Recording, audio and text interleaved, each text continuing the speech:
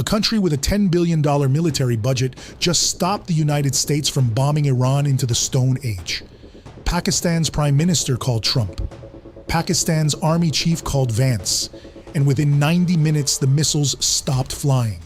The world called it diplomacy. We call it power. In this video, we break down every reason Pakistan's military is far more dangerous than anyone is willing to admit. The nuclear arsenal. The first Islamic bomb.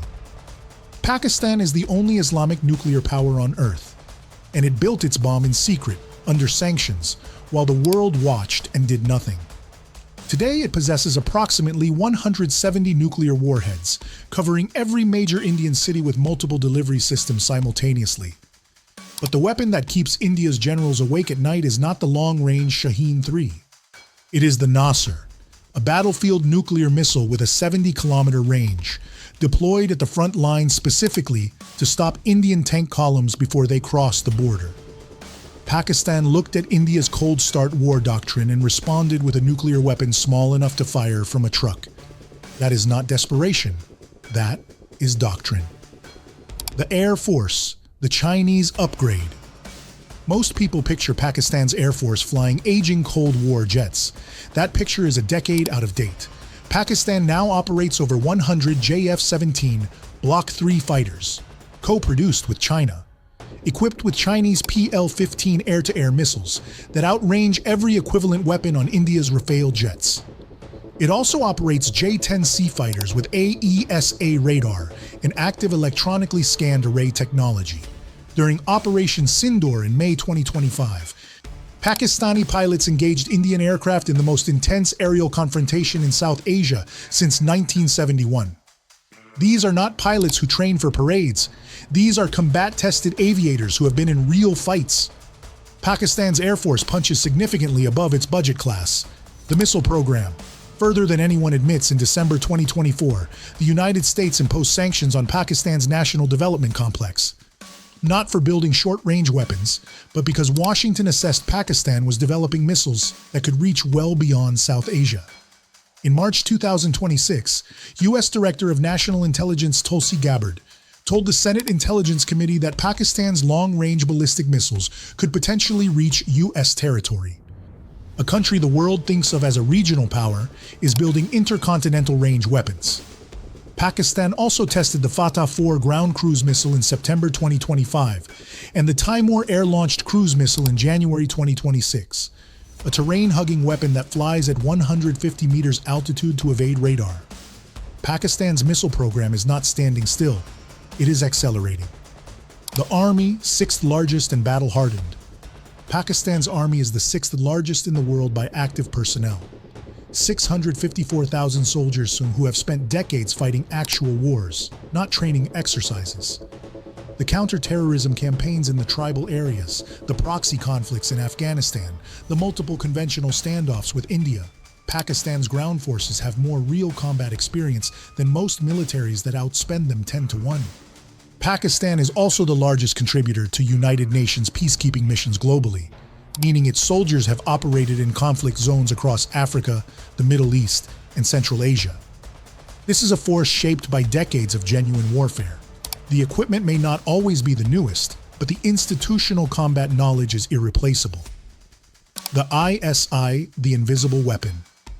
No list of Pakistan's military power is complete without the Inter-Services Intelligence, the ISI. Consistently ranked among the top 3 intelligence agencies in the world alongside the CIA and Mossad, the ISI has shaped the outcome of conflicts far larger than Pakistan itself. It coordinated the Afghan Mujahideen campaign that drove the Soviet Union out of Afghanistan, a strategic victory that reshaped the entire Cold War. It maintains deep intelligence networks across Central Asia, the Middle East, and South Asia. And as the April 2026 US-Iran ceasefire demonstrated, ISI back-channel communications were the actual mechanism that brought 2 warring superpowers to the negotiating table. The ISI does not announce itself. That is what makes it effective.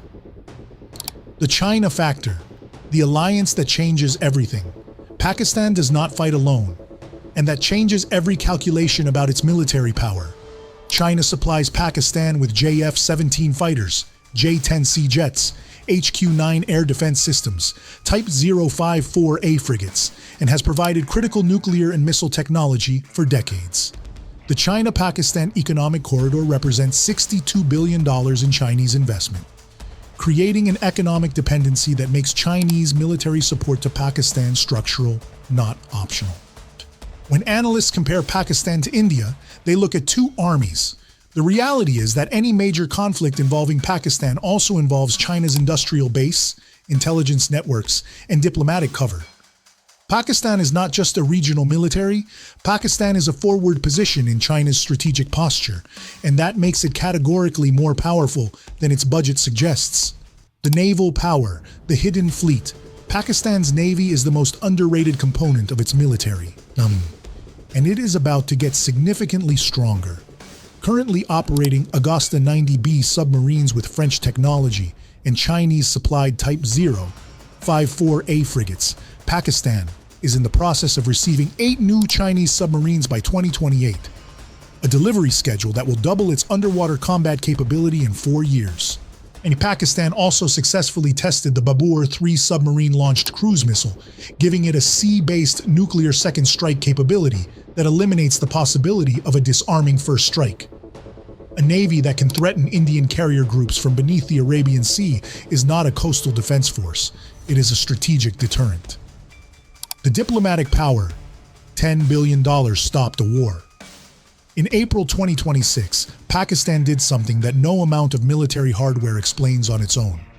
With Trump 90 minutes away from launching a strike that his own officials described as potentially civilization-ending for Iran, Pakistan's prime minister and army chief made the calls that stopped it. Iran's foreign minister publicly credited Pakistan. Trump confirmed Pakistan's central role in his own announcement. The Financial Times reported that the U.S. had specifically pushed Pakistan to broker the deal because no one else had the access to both sides simultaneously. A country spending $10 billion a year on defense just exercised more geopolitical leverage than NATO allies spending 10 times that amount. That is not luck. That is what decades of strategic positioning, intelligence networks, and carefully maintained relationships actually produce in a crisis. Drop a comment naming the Pakistani weapon you want us to break down next, and subscribe, because the story of Pakistan's military is just getting started. Drop a comment naming the Pakistani weapon you want us to break down next, and subscribe, because the story of Pakistan's military is just getting started.